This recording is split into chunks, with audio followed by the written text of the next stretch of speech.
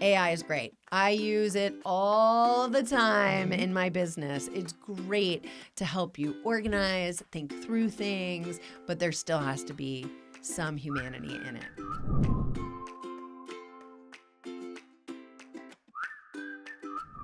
All right, girl. Okay. First, I'd like for you to introduce yourself so that all of us know a little bit more about you. Yeah. So my name is Sherry Sutton. I affectionately call myself your marketing mentor. So I am a mom of 3, one that's mine. He's 14, just started high school. It's crazy. He's like this much taller than me. It's crazy. And then I have 2 stepkids who are adults. One has a very serious girlfriend, and I have an 8-year-old grandbaby. And we're here in the Dallas-Fort Worth area, though I'm originally a Yankee, as they call us here in Texas. So I grew up right outside New York City in the Connecticut area, was there for a long time, but have gone back and forth from Texas. And if you've ever heard somebody who is a transplant in Texas, they say, I wasn't born here, but I got here as fast as I could. And so It's true. It's true. From a work perspective, I've spent about 30 years in marketing.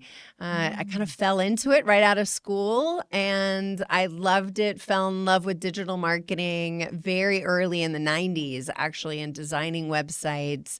And I worked at my first big job was at a paging company, if anybody remembers pagers. Interesting. That's a blast from the past. Totally. Yes. Lived through the .com boom and bust in Austin, Texas, and where everyone was becoming a millionaire by selling their stupid .coms, and worked for a few presidential campaigns and online gaming, and then spent a long time, about 10 years, working in very high-tech companies, chemical companies, high-tech companies, geeky people selling geeky products to other geeky people.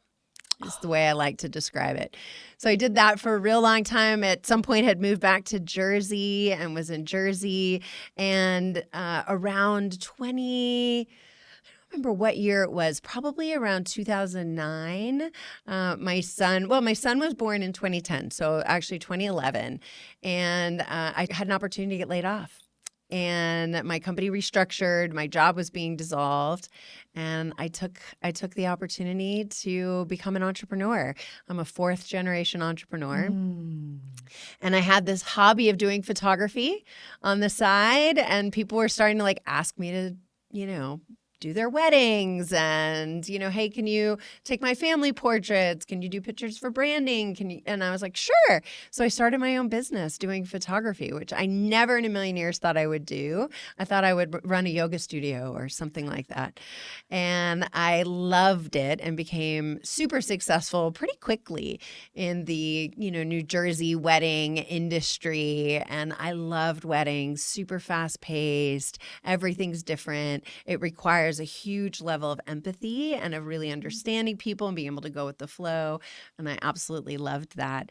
And we moved back to Texas, and I fell apart for a little while. Things fell apart for a little while. You can watch my TED Talk to talk a little bit more about that.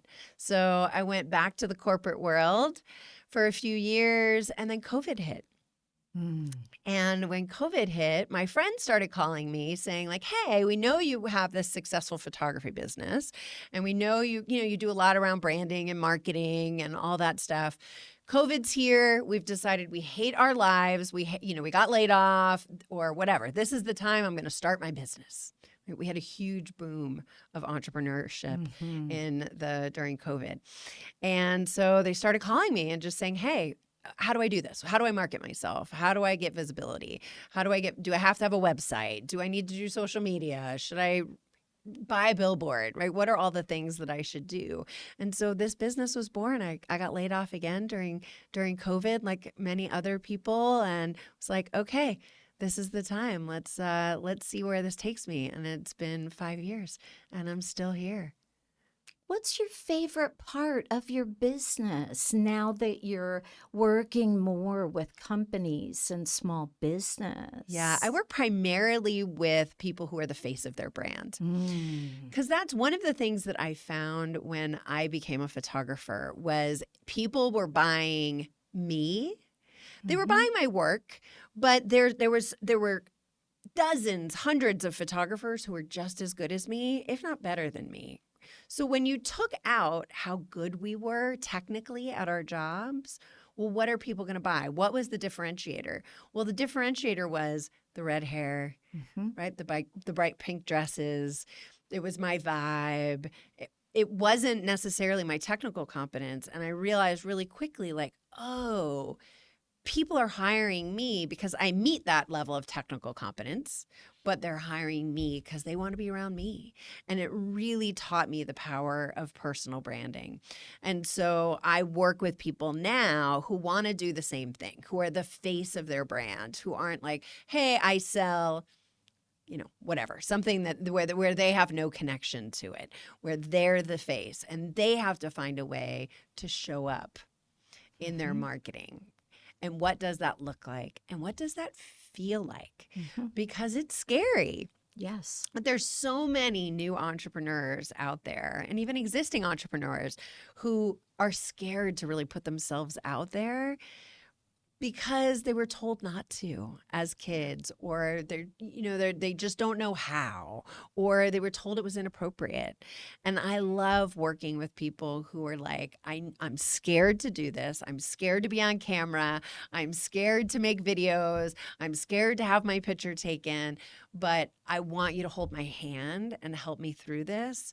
And then watching them then grow businesses and start showing up in the world in a different way. Like, there's nothing better than watching someone become embodied in who they are. And don't you find too, that's such a beautiful way of saying that when we actually hit the mark of who we are and we start living our brand, that we Mhm. act differently. Mhm. We completely change. Yeah, and I'll flip that actually, because I think your brand should be who you are Mhm. and not that you start living your brand. Because I think a lot of people Mhm. think, oh, well, I have to Mhm. insert whatever, right? Yes. I have to wear suits. And I've been wearing suits a lot. I wear suits quite frequently now, but because I feel good in them. Mhm.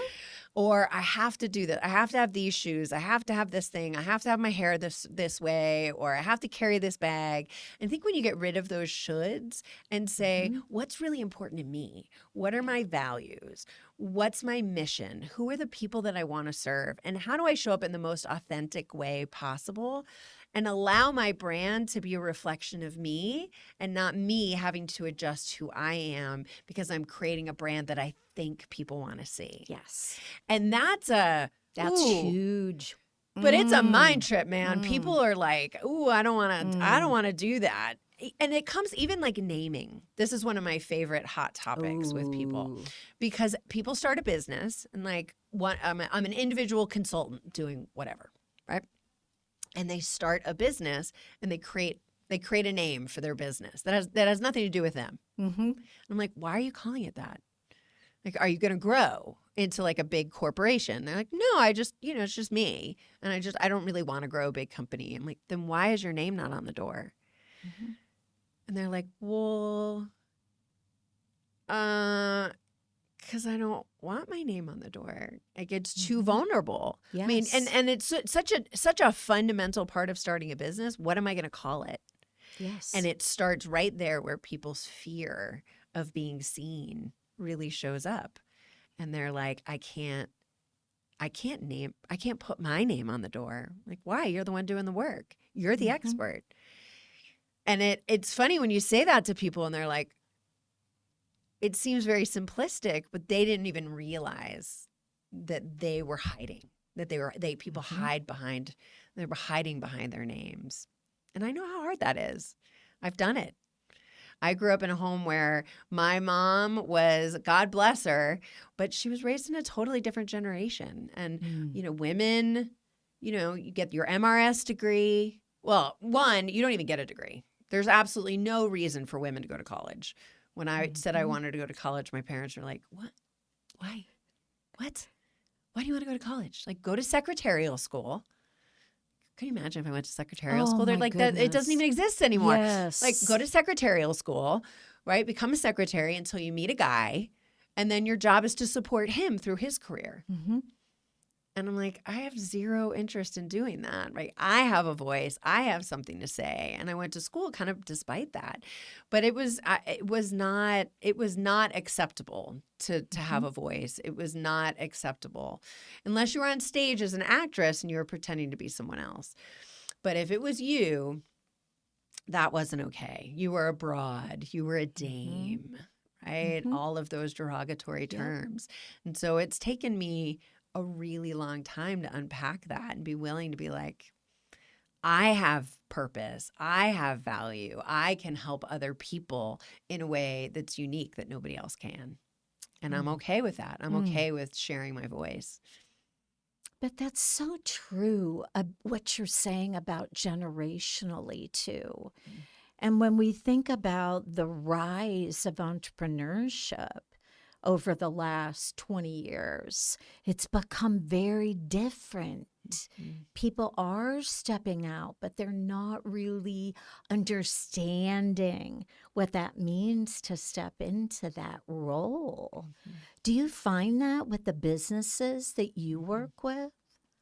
Yeah, and they don't really understand what marketing. Mm-hmm. They think they're going to hang out the shingle and Yeah. people are just going to show up, right? Mm-hmm. And their biggest hurdle is the website. Well, let me just get the website done, or let me just get the storefront done if it's a retail location. And that's absolutely just the beginning. And most people don't realize they either spend all their time and their money in getting it right and getting it started, and they think it has to be perfect. That's a whole other separate conversation. But they Mm-hmm. spend all their time and their money on the website and the branding and the physical location if they need one of those, and they don't put any time in the strategy of how am I actually going to bring people in this door? And do I need all this stuff? Does it need to be perfect? Do I need to have, the fancy couches in my lobby that I spent 6 weeks obsessing over when I could have Mm-hmm. spent those 6 weeks like meeting new people? And I think people don't realize how much marketing it's going to take and how long it's going to take. And I am perfectly happy being an unpopular coach in the sense that I say this is going to take you a long time. Running a business is a long game. And if you want to get into it and work 3 hours, 3 hours a week, and think that you don't have to do any marketing, and just because you created a course or you opened something, an office, that you're going to make $1 million overnight, I'm not the coach for you, because it's not going to happen. It's not going to happen. Those are the businesses that don't make it. Yeah. The ones that make it are the ones that are like, okay, this is long. This is a long play. I know it's going to take me time to build up a reputation in the marketplace, and I'm cool with it. And let me find systems that will allow me to create visibility that will be consistent over time. And that's what I really help people with, is really strong strategy. What are the things that are actually going to move the needle? And then helping them to create the systems that are going to allow them to continue to do that, create the content they need on an ongoing basis so that they can maintain visibility, because it's all in the consistency. Mm-hmm. And if you're not consistent, it's not going to work. I have so many people who are like, oh, I started a podcast and I did like 3 episodes and like I didn't, it didn't really like move the needle. I'm like, no. Talk to me when you've done 30, 300. Now we're talking. Now you're getting traction, right? You can't just do 3. It just doesn't work that way. And I think that that's one of the biggest kind of misnomers in marketing and one of the hardest things for people. And then if you then throw on top of that, oh yeah, and by the way, all that content has to have your face in it. Mm-hmm. And oh, by the way, you're talking in all that content. Beyond the systems, because you can very easily create that content once you get the habit of it. And podcasting is a great way to do this. And I teach people podcasting is a way to create endless content. But you hit the fear. Then you hit the like, oh, what if people don't like me? Mm-hmm. What if Aunt Marge, this is an interesting thing I hear from a lot of people. Well, what if, okay, you want me to market on Facebook, Sherry? I'm like, yes, I want you to market on Facebook. Okay, well, I'll do it on my business page. I'm like, no, not on your business page, on your personal page, because nobody sees your business pages. Well, but like I have my family on there. I'm like, okay. Well, I mean, what if Aunt Marge like unfriends me?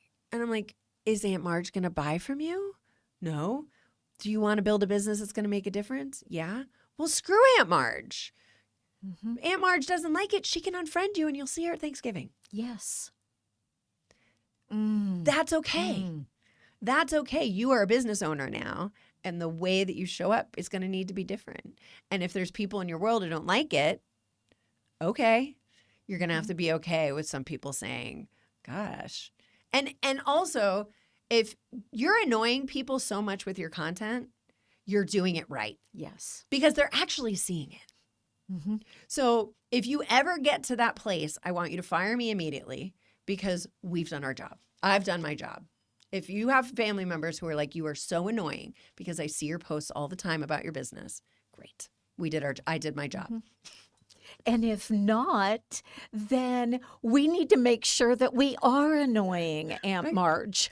Right. Exactly. Oh, but you don't want to annoy your audience. And I know we're joking about that. Yes. All of Agree. content needs to be service focused. Yes. So what is the problem that my purposeful content, Yes. 100%. Yes. What is my audience struggling with? And how can I give them a little tidbit that's going to help them to get over that and put a seed in their brain that I'm the one that can help them if they want to go deeper. Yes. That's what content isn't, the Kardashian content, like, exactly. here I am in the bathtub, right? Like no one cares if you're in the bathtub. I mean, every once in a while, it's kind of fun, right? But they want content that's going to be meaningful to them. And if you're creating content that's meaningful to your audience, Aunt Marge can't get mad. Because all you're doing is being of service. Yeah, you're selling along the way, sure, but that's you got to eat. That's okay. Yes. And Aunt Marge may be very proud of you for having your face out there. Yeah. So the times are turning. And many of as we said, our generations are changing.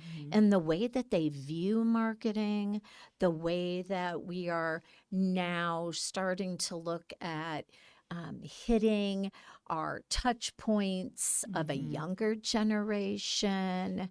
What would you say about the best prediction of what you see coming down as what's going to be the new for us? I think with the increase of AI, there's going to be a backlash against AI because we're not going to know what's real and what's not. And I think that sometimes that's okay if we're in fantasy, right? If we're in if what you're buying is a fantasy kind of thing or a game or something like that, then it's okay. But I think when we're talking about coaching, lawyers, doctors, therapists, people who we need to be belly button to belly button with, sitting across the table from, where we need to have that human interaction, I don't think AI is going to cut it. And I actually think it's going to do a disservice to people, who are trying to create a brand and using AI. And so I think we're going to see I think people are going to go and use it a lot. And then I think we're going to see a backlash because people are going to be like, I don't know what's real and what's not. And I want to have some more humanity. And maybe that's just wishful thinking because I don't want to lose the humanity. I don't want to lose the humanity in who we are. Now, AI is great. I use it all the time in my business. It's great to help you organize, think through things, help, draft copy. It's an incredible tool, but there still has to be some humanity in it. Now, there's something kind of cool happening, which is a lot of people are creating an AI version of themselves, But what they're Uh-huh. doing is they're calling it the AI version of themselves. And so I like that a lot because at least you're not pretending like it's you. You're not like creating an AI version of you and you're like, yeah, that's totally me with the weird, I don't know, whatever, quirks. You do an AI version of yourself that looks enough not like you that Mhm. you can create content with it, have it be fun, but you have to do it in a way that's a little tongue in cheek, right? A Like little the like, doll in the box. yeah, Yes. yeah. You know, where Yes. you can be like, oh, this is a little bit fun and that type of thing. But I Uh-huh. hope that that's a trend that we see in the future. I also see there's going to be a huge opportunity for people to do more DIY of things because AI is Mm. helping. But I also think there's going to be a level of overwhelm that's going to come with that as well. And so I True. think there's going to be a new type of balance for business owners of what are they going to take on their own and what are they going to continue to get help with. But I think the things that they get help with might change over time. Or at least be able to understand it at a Mhm. different level, Mm-hmm. which may level up the ability of Yeah. what they can put into action, Yeah. which may help you. Yeah. What do you think the number one thing is that you get concerned about that may be a challenge for us going forwards in the whole small business arena and knowing that we work with entrepreneurs? Yeah. What would you say is the challenge? I think it's the same challenge Mm. that it's always been is people who have a great opportunity to make a change but are too scared to get out there. Ah, I think that's just a human condition. yes. Yes. And I think some of the younger I'm a Gen Xer, right? Some of the Uh-huh. younger generations have grown up with more social media, but I have just as many people in their 20s and their 30s coming to me because they're still scared. Right? They still can't, they're like, I know how to do it, but how do I do it in a way that feels authentic, where I don't feel like I'm selling my soul? And because they know technically how to do it, which a lot of the Gen Xers and the boomers might not. Sure. But how do I show up in a way that feels authentic? How do I show up in a way that I'm not, again, selling my soul, that I can have integrity with, and I don't feel like I'm having to put on a mask because that's not who I want to be. And if I have the goal of helping other people, which all my clients do, I need to show up as me, but I don't know what that looks like. I don't know what that feels like. And I think that that's Powerful. always been a challenge, right? We've always had, and that's why there's always been salespeople, right? In the corporate world, there's Yes. salespeople who are the outgoing Yes. ones, and they go out and meet all the people, That's and then right. they hand it over to the implementers. Well, Yeah. when we're small businesses, a lot of times the owner, you're the face. Mm-hmm. And just because you're an introvert or you don't know how to, talk on camera or anything, you can learn it. It's a skill set that you can learn. It's true. It's true. But you have to get it out there or the world's going to live without your magic. Yeah. And that's not acceptable. And your purpose. So, what is your biggest passion in your business? Now, I think I could identify that. Okay, but tell me. No, I want to see if you feel what your passion is. Yeah, I think it's helping people to find their voice. But beyond that, helping them to find their voice in a repeatable way so that they can be consistent over time. Because there's one thing, I'm a TEDx speaker. There's one thing going and doing a TEDx once and like putting it out on the internet, being like, okay, I did that. Uh-huh. There's another thing in showing up every single day. And maybe not every day, but on an ongoing basis, right? Continuing to tell that story, continuing to say the same thing often kind of over and over again.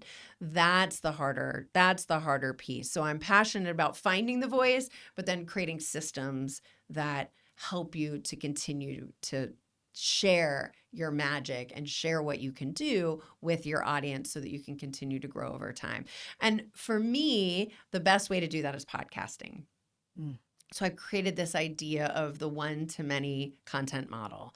And that's this idea of you create one piece of content often a podcast, and we're sitting in my podcasting studio Yes, today which because is Oh, thank you. lovely. Yes. I'm so passionate about this idea that I was like, all right, we need more people doing doing their own podcasts, or they can be on my podcast or doing their own, because it's a great way to sit down and in an hour you can create a month's worth of content just by sharing who you are, whether you're in an interview with someone, you're interviewing someone, or you're just talking to the camera with a teleprompter or not.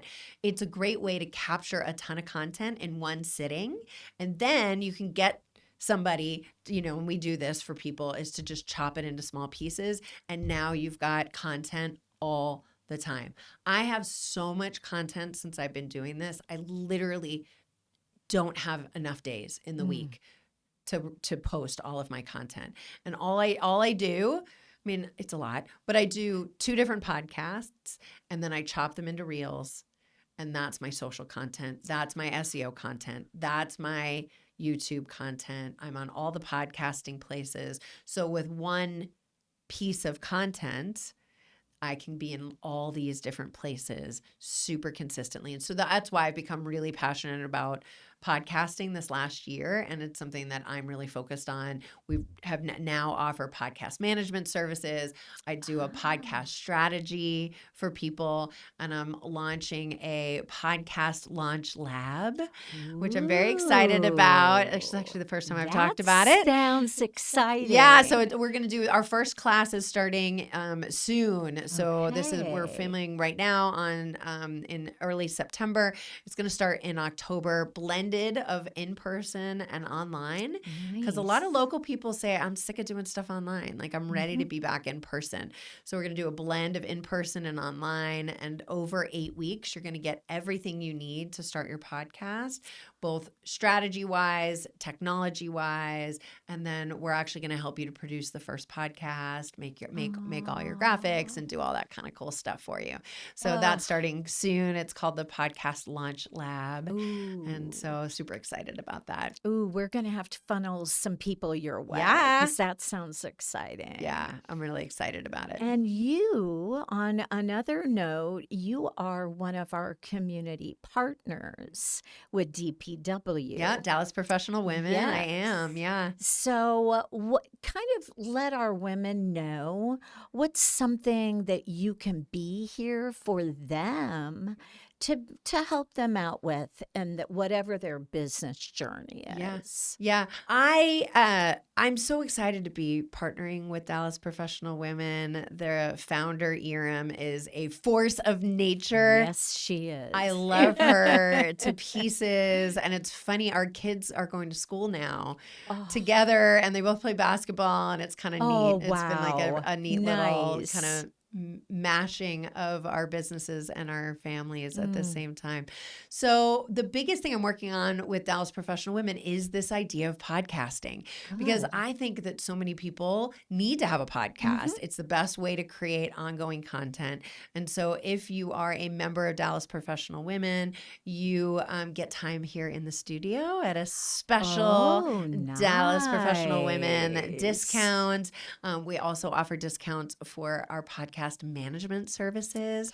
So we'll manage your whole podcast for you. We'll edit it for you. We'll make you all the reels. We'll write all the content for you and all of that. So we're trying to make it very easy for DPW members to be able to start in this podcasting world and make it super, super easy, where they can just come in here. We've got a teleprompter, or they can just sit and just look at the camera and talk if they want, or they could bring a friend to interview them, or bring someone else that they interview, and just really start creating that content. We're trying to make it at a very accessible price and a very accessible location. We're actually in the same location as Dallas Professional Women has their marketing mixer. So if you've ever been here for their marketing, is it their marketing mixer or marketing lab? Marketing mixer and business boost, as we say. And they're both here in the Caddo, North Dallas location, and I'm right down the hall. Nice. And think about how to get out the voices of our women in a whole new and different way. and being able to maximize their message. So, ladies, I'm going to tell you, you need to take advantage of this. I'm over here taking notes, so I know what I already want to ask Sherry about. So, we will have to have some other future conversations. I would love that. Yeah. So thank you for this today. And if they do want to reach you, what would that sound like for them? Yeah. So sherrysutton.com. It's SHERRY, Sutton.com. And then I'm on all the social places as Sherry Sutton Marketing Mentor.